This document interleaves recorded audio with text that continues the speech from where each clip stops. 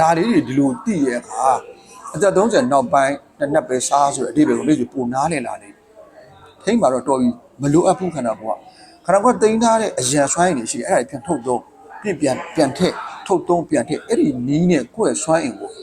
တည်တည်ကြကြလေးထင်းကြောင်းရမှာပေါ့ဗျာဒီလိုထင်းကြောင်းတဲ့အခါလူဟာ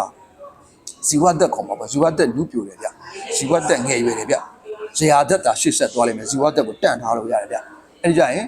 မိမိရဲ့ဇီဝကမ္မဖြစ်စဉ်ကောင်းနေပေါ့ဗျာပြောရရင်ဒါဆိုရင်နာတာကြီးလို့ပြောတဲ့ယောဂါတွေတောင်ကိုချီရောက်မလာတော့ဘူးပေါ့ကဲဒီတော့ဘယ်လိုစားမလဲဆိုရင်ပထမဆုံးစားတဲ့ breakfast ကကာဘိုလွတ်တဲ့အရာမျိုးဖြစ်ရမယ်ဒါကောင်းတယ်ကာဘိုလွတ်တာနဲ့ပတ်သက်လို့မသိတာမရှင်းတာပေါ့မိကြတာရှင်အားတော့ကြမှာအချိန်မိပါအားတော့ကြ train လုပ်ပေးပါမယ်တခါစားတဲ့အချိန်ပေါ့အချိန်ကတ်သက်ချက်အနည်းဆုံး9နာရီလောက်အချိန်ချလိုက်ချားထဲမှာတစွတ်လိုက်ချားတာမျိုးမလုပ်နောက်တစ်ချိန်ပြန်စားရင် carb ကဟုတ်တယ်ရတယ်စားလို့ရတယ်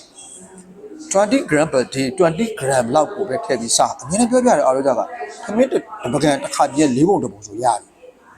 တို့ပေမဲ့ပမာဏတော့မှန်အောင်စားခမင်းတော့ short လိုက်တယ်ကျွန်တော်ဒီမှာလဲ short လိုက်တယ်မရှိအဲ့ဒါမရအောင်အတီးရွက်ပါမယ်အသားငါပဲဥပါမယ်အစီပါမယ်အဲ့ဒါကိုပြည့်စုံပမာဏကအရင်အတိုင်းပဲစားအထက်မှာဝင်တဲ့အာဟာရအချိုပြောင်းလိုက်ဒါကိုဆိုလို့ပဲနော် breakfast ရဲ့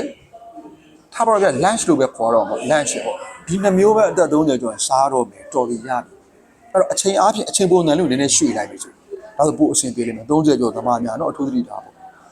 fasting တစ်ခုခုမှနေပါနေနိုင်တဲ့ချိန်မှာနေပါ16 8အကောင်းဆုံးပုံစံဖြစ်တယ်16နာရီရှောင်မယ်8နာရီစားမယ်8နာရီကိုကိုလိုချင်တဲ့ပုံစံကိုရွှေ့လို့ရတယ်ပုံစံကြောက်ရွှေ့လိုက်မနေ့ဆောအဲ့ရထားရင်ဥပမာ9နာရီကိုထား6နာရီထားချက်ချင်းကောက်တန်းပြီးမစားလိုက်နဲ့မျိုးဆိုခဏနေလိုက်တနားရီလောက်ရွှေ့လိုက်ချလိုက် okay maybe 9နာရီ10နာရီလောက်မှာအဲ့မှာ breakfast ကိုပြောတဲ့အရာကိုစားမယ်